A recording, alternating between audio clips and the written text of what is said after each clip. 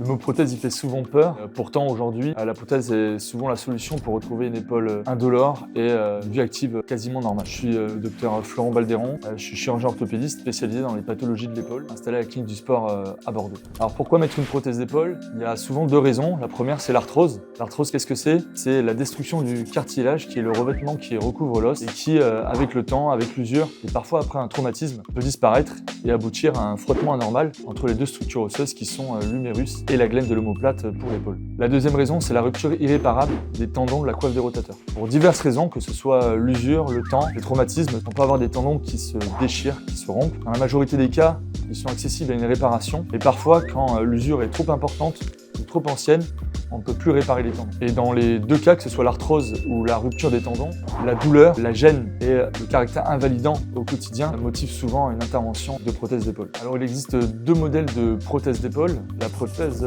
anatomique qui va viser à remplacer la structure naturelle de l'épaule, c'est-à-dire l'anatomie, la tête de l'humérus et la glène de la scapula. Pour que cette prothèse marche, il faut que les tendons de la coiffe des rotateurs soient intacts. Et la deuxième chose, c'est qu'il n'y ait pas trop d'usure osseuse à cause de l'arthrose.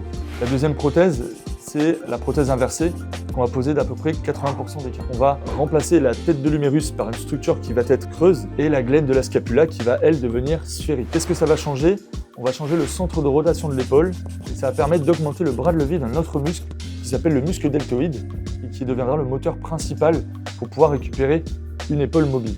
Résultat, on va récupérer de la force et de la mobilité au niveau de cette épaule qui sera très abîmée. Avant de réaliser l'intervention, on va vous demander de réaliser un scanner en 3 dimensions pour pouvoir reproduire fidèlement vos structures osseuses et pouvoir planifier au millimètre près comment on va poser votre prothèse. C'est une chirurgie qui dure environ 1 heure. Les suites opératoires, on va avoir une immobilisation de courte durée qui est de quelques jours pour une prothèse inversée et d'environ 3 à 4 semaines pour la prothèse anatomique pour respecter les tendons qui doivent cicatriser. La récupération, elle est progressive, elle va durer entre 3 et 6 mois, sachant qu'on retrouve une épaule qui est indolore environ au bout de 1 mois.